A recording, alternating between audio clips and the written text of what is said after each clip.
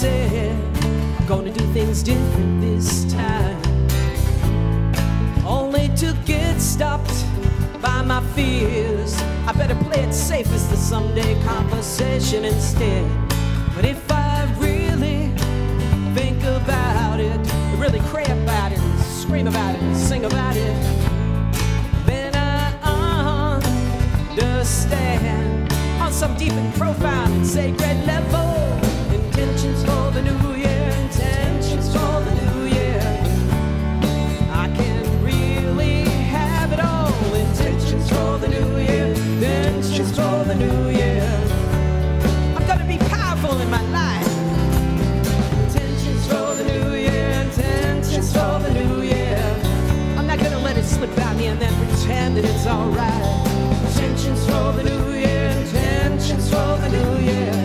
I'm gonna say what I mean and mean what I say and manifest in my life. When did I ever start to thinking that it was okay to disregard all that I said that I want? My greater good is my God and it leads me on. I'm not gonna tell you no lies. Some of my dreams have not been realized. How much longer will it be? I'll make a promise to you, and will you promise me? Intentions for the new year, intentions for the new year, that we will let them shine. Intentions for the new year, intentions for the new year. We'll release all our doubts, and we'll just leave it all behind. Intentions for the new year, intentions for the new year. We're gonna let our intentions shine, yeah. Intentions for the new year, intentions for the new year. Okay, this is how it goes. A thought plus a feeling equals a demonstration. God is always listening, and I can be in the holy gap. Oh yeah. The 5 steps of a treatment: recognition, unification, realization, thanksgiving, and release. I release my words to the automatic law of the universe. I release and I let go, and so it is. Intentions for the new year, intentions for the new year. I can really have it all. Intentions for the new year, intentions for the new year. I'm gonna release all my doubts and leave it all behind. Intentions for the new year, intentions for the new year. Our intentions, yours and mine. Intentions for the new year, intentions for the new year.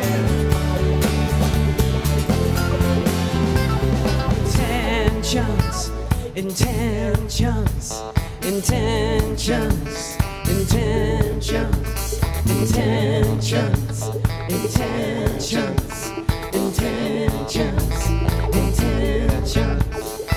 intentions, intentions, intentions, intentions.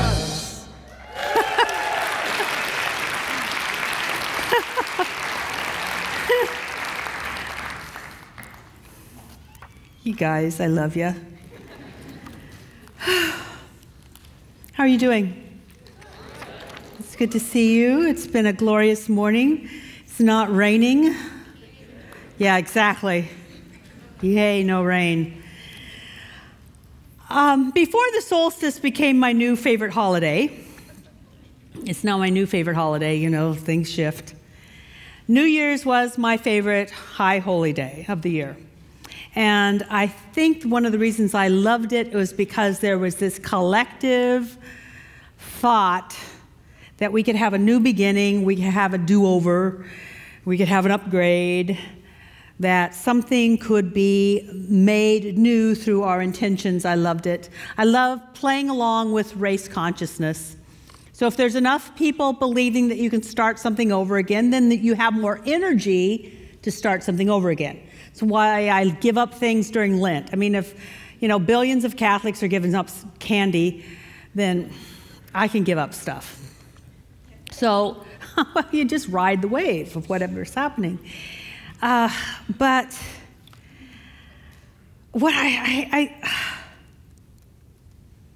two things. I need to say two things. I'm redoing the whole talk now in this moment. Thanks. You could have given me warning. I'll get to you. Anyway, what I want to say is that we are always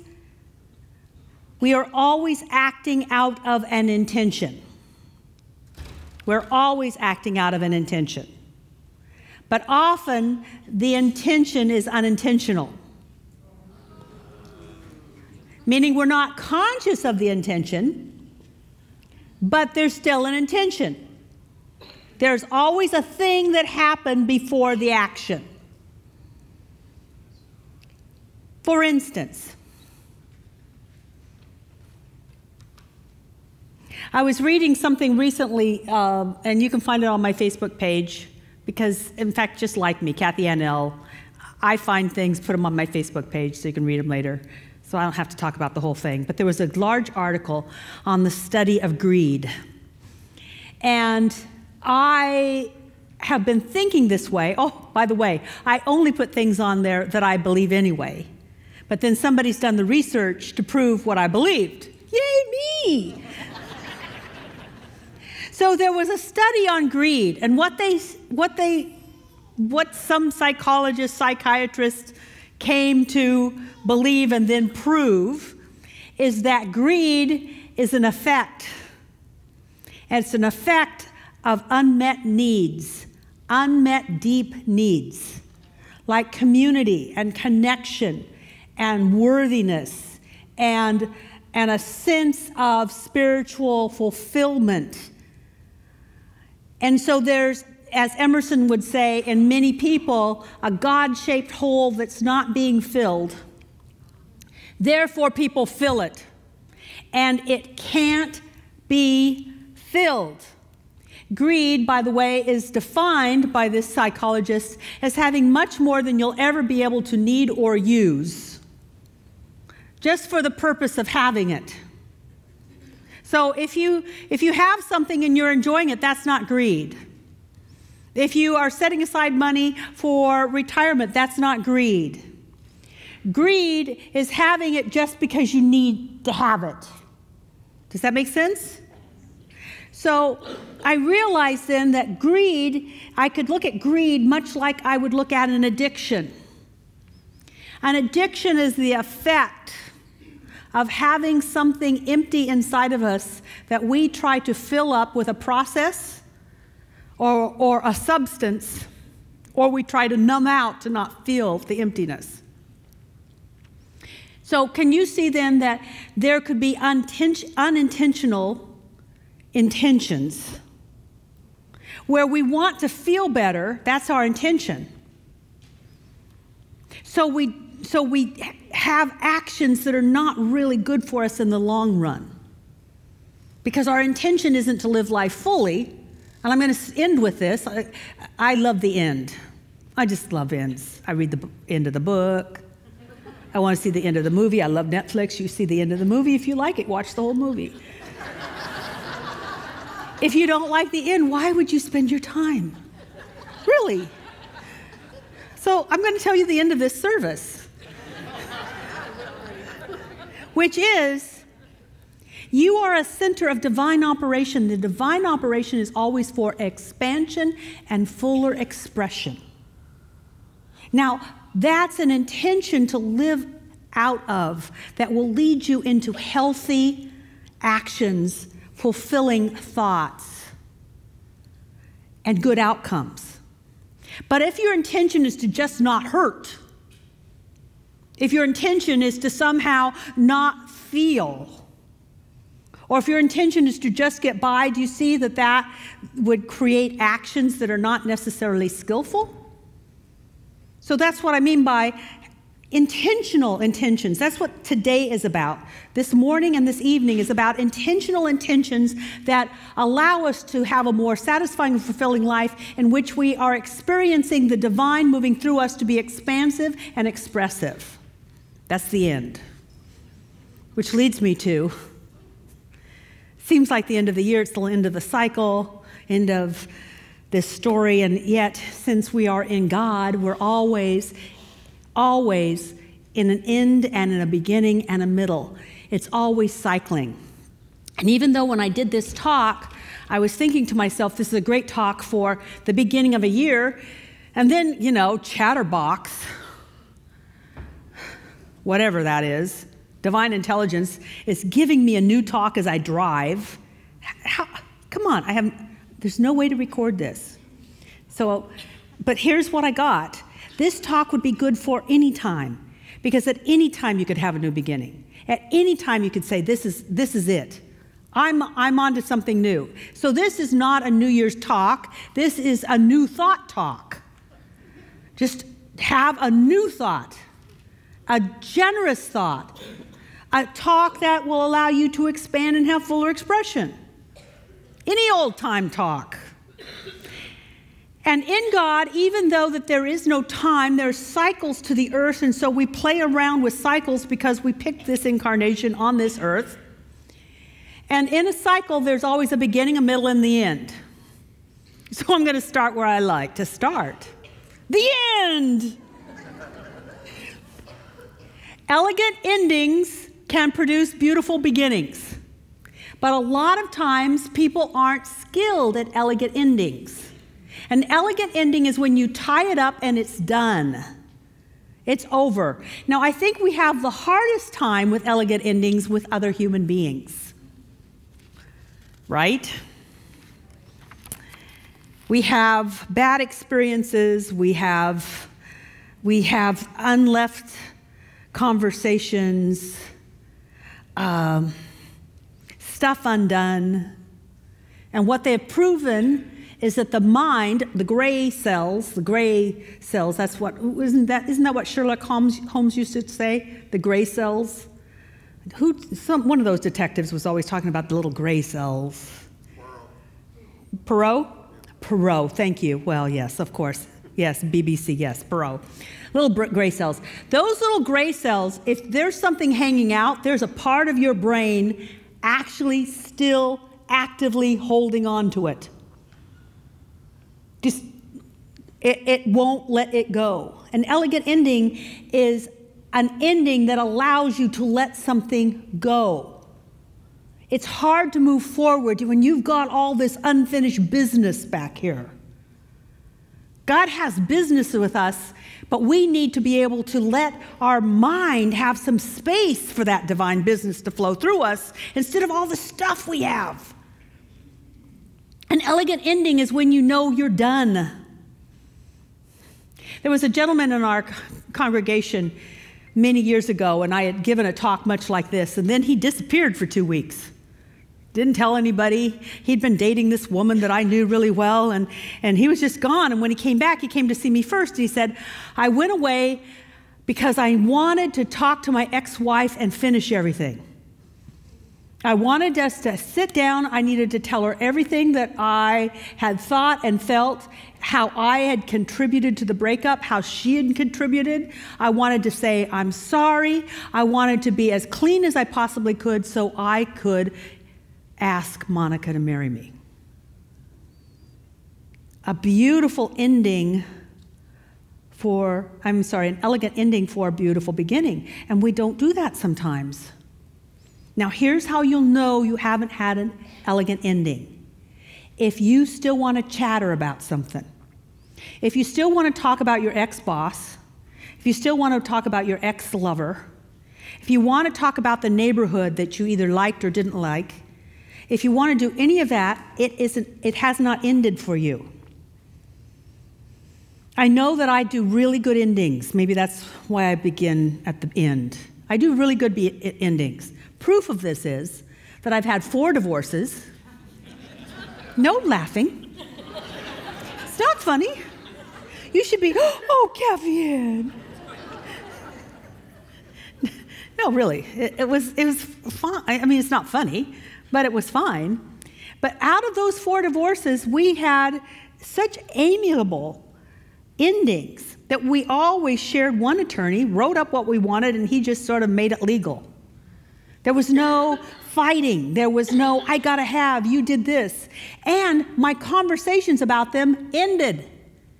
I don't bring them up. It's not that I don't like them. I still love them, but they're no longer a part of my mental chatter. Now, I've also been around enough people to know that they come into a relationship dragging all the old exes with them. That's not done. You got to figure out a way to have it be done. Even if it is you don't want to see them, but you write a long letter and say everything and then burn it. Be done with it. Or you'll never have a platform for a new beginning. Now we'll talk about the hardest part of that cycle. Middles. Ugh. They're not juicy like the beginnings. They're not clean like an ending. They're just the middle. No wonder we have such short attention spans, because it's not just me. Human beings in the Western culture have trouble with middles. We have trouble continuing to appreciate where we are, what we're doing, why we're doing it. The present is the only time where God can inspire us with new ideas, but we have to be present. We can't dwell on the past. We can't futurize. We have to be in the present, which is the middle. It's a miraculous middle if we allow it to be that way. One of the ways to do that is to realize that we are at the very center of eternity. We've been around, we'll be around. We've learned a lot, we will learn a lot. If you think you've accomplished a lot, there's more to be done. But you can look out there and go, oh, there's so much to do, but look how far you came. You see how beautiful that is? And in the middle of all of this is you, right in this present moment, and it's glorious. And this is where you can change everything. This is where all shifts can happen, is right now. Shift can't happen there, it can't happen here. It's only here. It's miraculous. And if we really listen, we'll be inspired, and we can have what I will call a beautiful beginning. Now, a beautiful beginning, the most beautiful beginning, comes out of a holy intention. Holy as an H-O-L-Y, which is also H-W-O-L. Well, with a, you know, the W-H-O. Holy.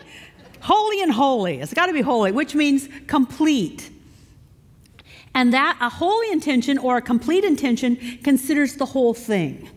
So instead of wanting a shift, let's say in your body, you ask for greater health. I want to express more life. Instead of having a shift in your relationship, I want to express more love. Instead of having a shift in your work situation, I want to express more creativity and have more appreciation. Do you see how that's a bigger intention? It's very specific, but it's big, which is expansive. My mind is the center of divine operation. The divine operation is always for expansion and fuller expression of who we really are. So we look for intentions like that. I realize that one of the things I've always talked about, and why this should be a talk for all the time, is that at the beginning of the year I've talked about intentions. Well, I've shifted that a bit because I've been studying and being inspired by others. And what I now realize is that before I begin anything, I should say, what's my intention here? When I go into a meeting, what's my intention? When I have a conversation, what's my intention? When I interact with my husband, what's my intention? When I interact with my grandchildren, what's my intention? What's the intention here? So that action can come out of that. Otherwise, I'm just an accidental person, just sort of responding to what happened. There's no power in it because I'm not owning my divine creativity and my ability to choose. So just think about how that works for you. And it's all happening at the same time.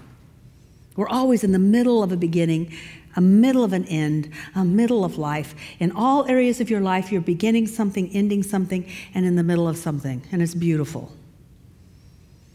And this is a beautiful time to begin again. Does that make sense? Then I want to give you, well, I advertise 10 hints. They're skill sets for actually being able to begin and carry through and have the kind of life you want, because we can have all these ideas. Yes, I get the ending. Yes, I get the middle. Yes, I get the beginning. And then we just don't have the skill to do those well. So I have 10 things to do today, to help you with the skills. They're like life skills. They're the things that we should teach in high school. Now, these are small things, but they're small things on purpose.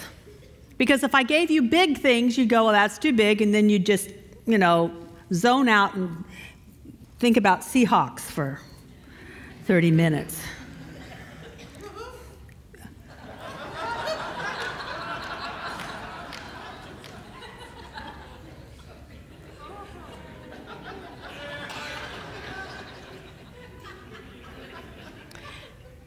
Aren't you glad that you don't belong to another kind of religion?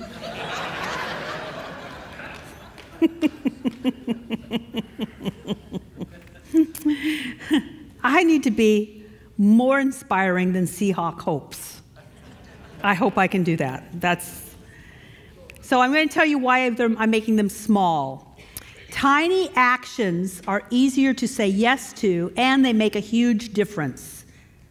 Tiny actions make a huge difference. How many of you have heard of a trim tab? A few of you that sail know what a trim tab is. So here's the deal. You're sailing or in any kind of boat, and it's turned by a rudder. But if you think about it, a rudder goes deep into the water, and it's hard to turn because the water has such resistance to it. So you're trying to turn this thing, and right? Is that true, Mike? But some genius listened to the divine intelligence of the universe. He was probably trying to turn a boat, not getting very far. And then all of a sudden he had this amazing download. I know. Instead of trying to change the whole rudder, I'll do something that turns the rudder instead of me turning the rudder. So he invented a trim tab, which is tiny. It's inside the rudder. It's easier to turn this little trim tab because it doesn't have a lot of resistance in the water, and yet when you turn it, it turns the rudder. Voila! Tiny little thing turns a whole boat. A tiny little action can turn your whole life. And it's harder to say no to. Especially since I'm going to ask you to just do it today. Let's just get it over with. 10 things. Let's get it done. Oh, well, okay, I lied. There's going to be 11. I'm sorry. I wanted to do 10 because it just sounds so good, but I was doing this and it came to 11. Would you have come if it had been 11? No. 10, you'd show up. So, number 1. Decide something. How many of you are not moving forward because there's a decision you haven't made? Oh, more than that. How many of you are not moving forward because there's a decision you haven't made? I don't know. It is the biggest excuse to not live your life. And it's so acceptable. I don't know. What you should just say is, I don't want to know, because if I knew, I might have to do something, and I don't want to do a damn thing. Stay off my back. Isn't that more the truth? So, who here has a decision that needs to be made or would like to be made?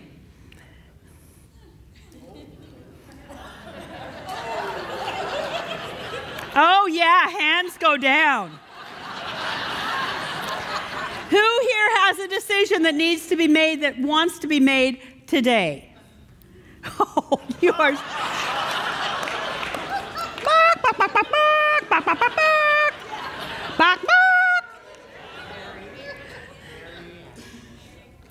Come on, Marianne. Oh, Mary Elizabeth.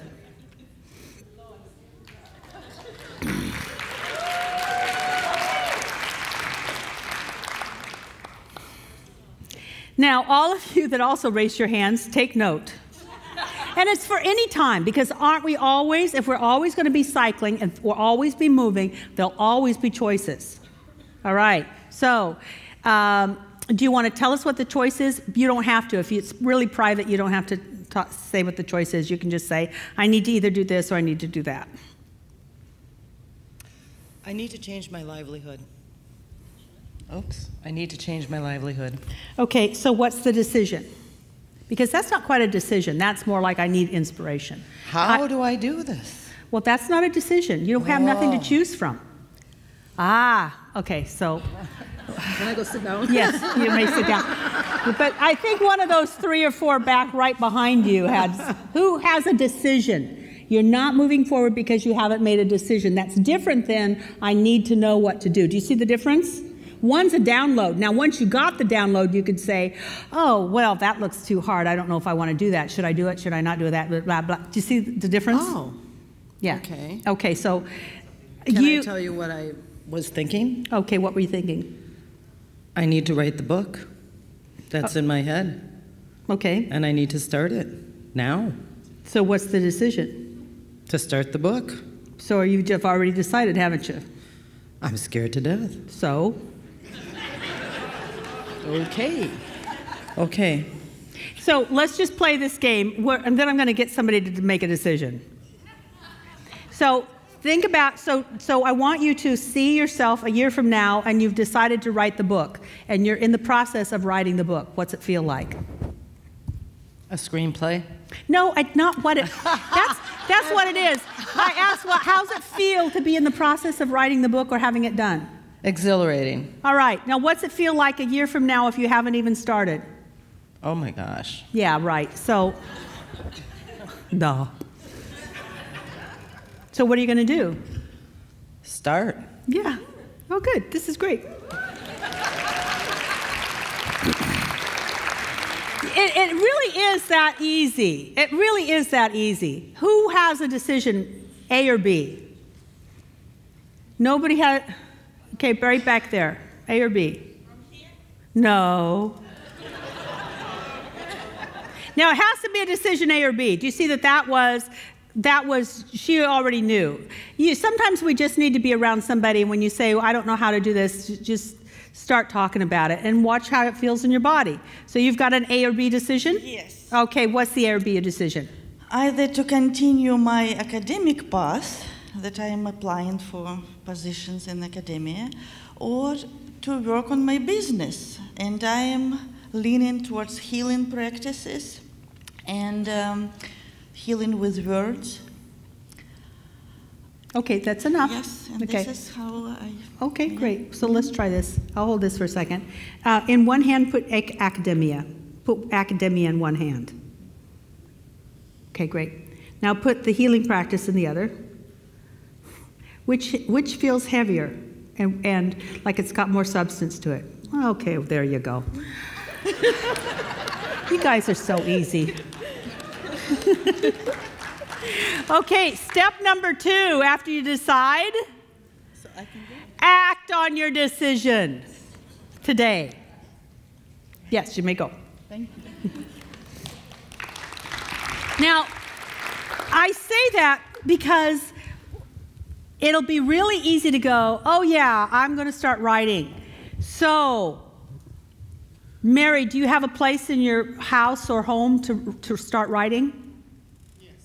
It's all cleaned out, ready to go? Well, not all cleaned out. No? Is it ready to go? Yes. Like you could spend hours there and feel comfortable? The answer is no, if you take that long.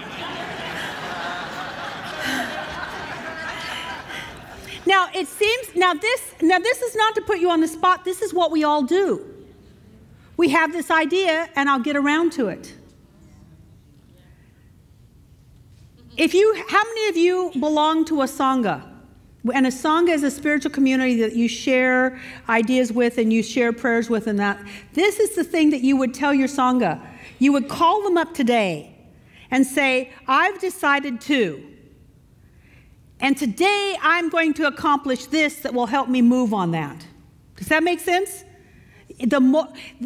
When you start moving, it'll be easier to flow with the cycles of life. If you're just here, the cycles of life are going to feel like they're battering you. Move. Move. So I'm grateful that you want a healing practice. So think of something today that you can do to get you moving towards that. It doesn't have to be a little thing, a big thing. Remember just a trim tab? Like, this is my designated writing space.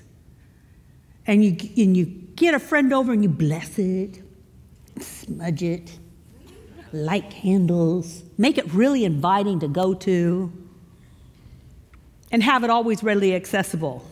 I love it. I said that I was going to write a book. Oh, I did start. And then I don't even know where my laptop is. So it's, there's a problem with that.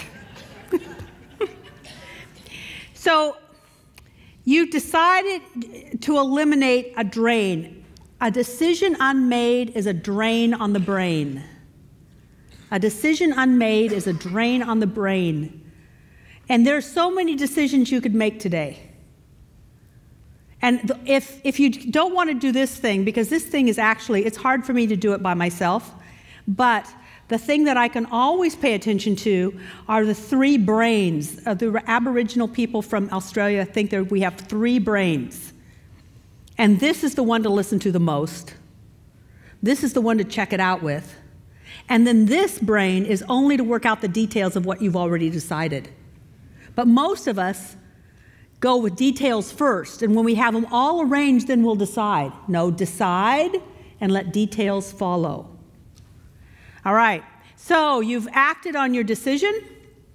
Now, to help with that decision-making process and just to keep the brain free, the third thing to do today is clean out one place you keep clutter. Just one place. I'm not saying take on the house. I was going to do it in between services. Now I have to do it before I leave. I'm going to just clean out my purse. I have a smallish purse, smallish. And I thought the smaller the purse, the less cluttered. No, I just pack it in better. I know that it was a problem because I was trying to get something for someone and I couldn't even find it in there. It has to be cluttered. Clutter in your life is an outward expression of the inability to decide. And if you have problems deciding things, start to go from the outside in, which start to free the clutter, and you'll start to lessen the brain fog that keeps things unclear for you. Next. Bless your day, your life, your work, your friends, whatever you are in the middle of. Bless whatever you are in the middle of. Whether it is cleaning out a drawer, not knowing what to do, bless it. What we bless, we energize and we make better. Now, there's lots of ways to bless, but I'm afraid that sometimes blessings can be watered down by, oh, I bless it. So I want to give you a practice for blessing it. You've heard this before, but oftentimes we don't do this for ourselves. You've watched us praise and praise our prayer practitioners. We praise and praise our new members. What about raising and praising yourself? Because you are worthy of praise. You are worthy of being raised up. So stand up. I'll go through this once, and then I invite you to do this for yourself 3 times. So the way it's going to look is like this. I praise myself. I raise myself in the name of love. So 3 times. I praise myself. I raise myself in the name of love. I praise myself. I raise myself in the name of love. I praise myself. I raise myself in the name of love. Deep breath. You deserve that. It's a great way to start the day. Number 5, express appreciation to at least one person today. You can write them a note, you can email them, you can text them, you can tweet. Everything thrives with appreciation, and what you send out comes back. You will make your life richer and your relationships stronger with appreciation. Number 6, complete a project. Yes, you can. It doesn't have to be a big project. Bob, where's Bob? Do I see Bob anywhere? Well, which Bob? There's Bob. He builds boats. If he was in the middle of a boat, I wouldn't say finish it today. Don't come back until you finish.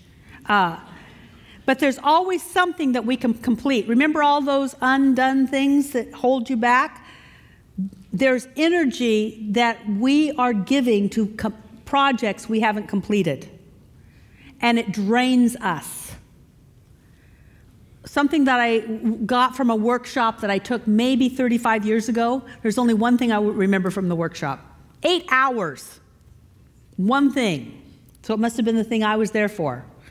And that is, if you want to free up energy, complete something. Only they sent us home and we had to complete something before the next day.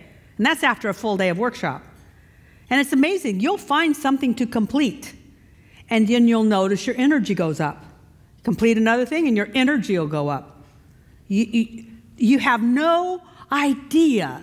If you are finding yourself losing energy, look to see what's hanging out there.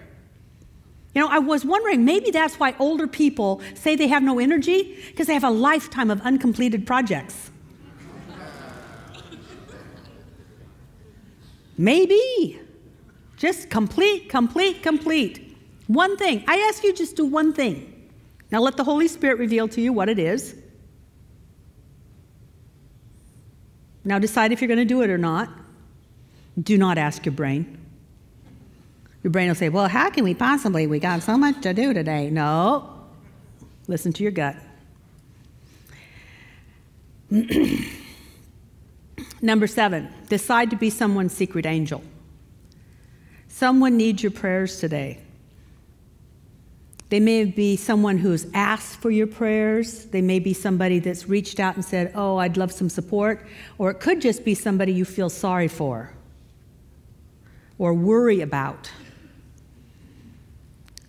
Worry takes a lot of time. You could be spending a lot of time in prayer, just praying. And this is the way that I would pray. I would pray something like this. There's only one life. That life is God's life. That life is perfect. That life is life now, whoever what their name is. Therefore, I give thanks that that life is unfolding in a way that blesses them as they move into fuller expansion and expression of that life. See how you just sort of make that up? But base it on, there's only one thing living all of us, and it's God. We're waking up to it, and we're allowing that God self, that God life to live through us, and I'm going to see that happening in them. Because otherwise, what we're seeing is what we don't want, and we are then in agreement with their problem instead of in agreement with their solution. What do you want to be in agreement with? You get to choose. I would hope that you would be in agreement with a solution. The next, decide to make the world a better place. I know this is a lot to do today, too. Boy. Ask yourself what bugs you, what seems out of control, and to decide to be part of the solution. Now, I'm not saying fix it. I'm saying be part of the solution. Find a way to volunteer or give to an agency that is working on the same thing that you want a solution to. For me, it usually has to do with the environment or animals. So, or homelessness. Now, I can't solve homelessness, but my husband can help build tiny houses, and I can raise money to buy the materials for tiny houses. I can contribute to organizations that buy up large tracts of land so that there'll be a habitat for endangered species. I can do that. And if we all did something, our world would progressively get better, faster. But a lot of us can't see how just we could make a difference. But we could make a difference. Amazingly, we could make a difference. So choose what you want to contribute to and just make the decision. And get on a website and see how you can become involved. I'm really grateful that Tim Brinsfield and Mike Thorson and others are always inviting this community to participate in activities that are fun and you work hard, but it's only for a Saturday.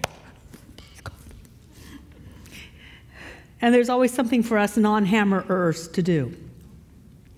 Number 9, take the time to listen to the universe and get the universe's idea of your life. What is it that is unique to you so that you can play an important part in this web of life? Take the time to listen to the universe. It's always talking.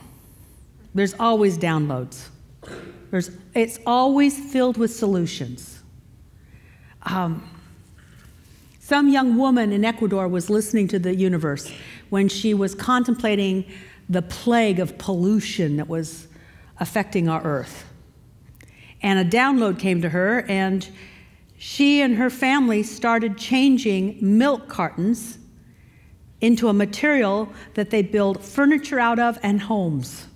Now she's begging for other people's milk cartons, asking for it, and changing it into building materials.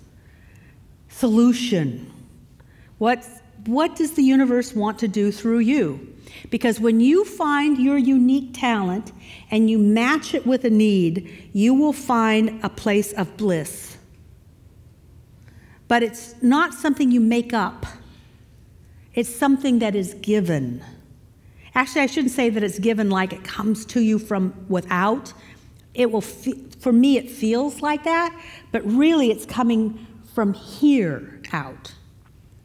Now, there's a number of us, I think now there's up to 29 of us are going to go away for 4 days, so I expect big downloads.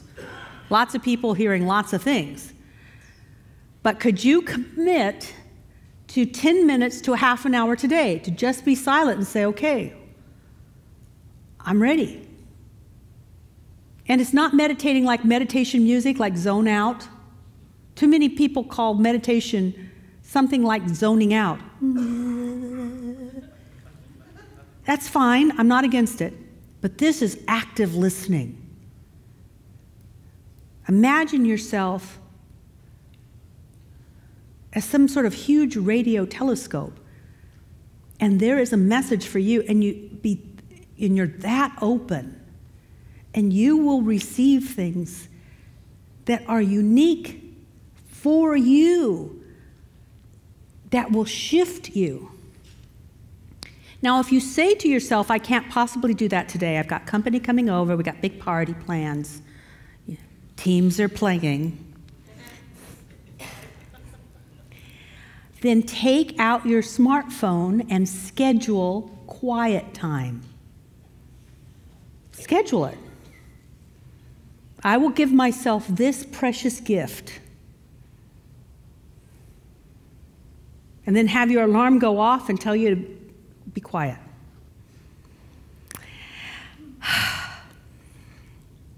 Number 10.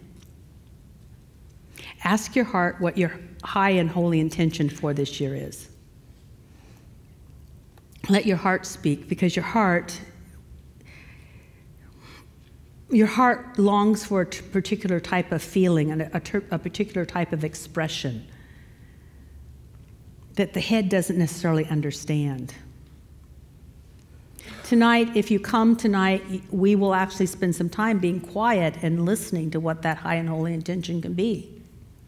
You got an intention card when you came in. We try to make it pretty so you can look at it throughout the year. Do this today on your own or come tonight as a process, because then we'll also have people witness you. It doesn't matter, but to fill this out and keep it in front of you, it's amazing. Lisa Craze wrote on her Facebook page, and I can say it because Facebook's not exactly private. And she also, put my name in it, so I guess I can say what was written. That 2 years ago, she wrote an intention that she thought was impossible. She not only wanted to create an album, she wanted to do it with the best musicians, and she wanted to do it elegantly and have this beautiful product. And she said, and guess what? I picked it up today. See, she didn't know how it was going to happen, but she kept it in front of her. And then every day she asked, what can I do to move towards that? The way will unfold if you're willing to hold the end. So listen. The head would have said it's impossible, but she listened to her heart. This is what I really want to do. And Ernest Holmes says that we can claim for ourselves anything that expresses more life and harms no one, including ourselves. So it's okay to claim. Number 11, I know it was 10, but I got to... Begin a small practice today that will move you towards that intention. Or when you finally get the intention, do one small step that'll move you towards that. 11 things. You can do it. Some of you, how many of you have noticed that you've already done at least some of those things already? See, you're already on your way. This is just the way to start anything, to restart anything, to reboot anything, to upgrade anything. This is a process. You just do these all the time. They're tiny, but they're powerful. And I want to end with a statement from Judge Thomas Troward. And then I'm going to have you join me in it. But before I do that, I need to say this. This particular community is in the middle of an end and a beginning. This particular community is almost 100 years old, 98 years old, started by a woman named Netta Holmes. It's been around, it will be around, but it looks like we're coming to an end because this is the last time we will celebrate New Year's in this particular facility. And I want it to be an elegant ending so that people really understand that this is coming to an end, but an end is always good if you bless it, which allows us to go to a beautiful beginning. I don't know where that will be. So we're in the middle of not knowing. I hate not knowing. Really bugs me. So you know what I do? I praise it and I raise it in the name of love. I praise not knowing. I raise not knowing in the name of love. Because if I knew, I would have figured it out myself. And what I've noticed is God always has a better idea than I do. So I praise not knowing. I raise not knowing in the name of love. It's a wonder. I can honestly say that I have proven this to myself. Not knowing is a good thing. Mystery is a good thing. Not having it all figured out is a really good thing. And God has never forsaken me, nor will it forsake us. Because the universe is a center of divine operation. And the divine operation is always for expansion and fuller expression. It goes more correctly like this. My mind is a center of divine operation. The divine operation is always for expansion and fuller expression. Remember I said we'd end here? We're ending. Just to let you know, this is the clue. So let's say it together. My mind is a center of divine operation. The divine operation is always for expansion and fuller expression. Let's say it one more time. My mind is a center of divine operation. The divine operation is always for expansion and fuller expression. And so based on those words, I speak my word of blessing for each person here. We are the place where God shows up. Meister Eckhart said that God was that which is centered everywhere and circumference is nowhere. We are the place where God shows up. We are the place where it shows up as love and creativity and solution. We're it. And that love and that creativity and that solution was meant to be expressed and to expand into manifestation. Ask yourself, are you willing to be used by God this year for a purpose greater than yourself? Are you willing to be the place where love shows up? Are you willing to be the place where good shows up? Are you willing to be the place where playfulness shows up? Are you willing to be all that you were created to be? If so, say yes. And so it is.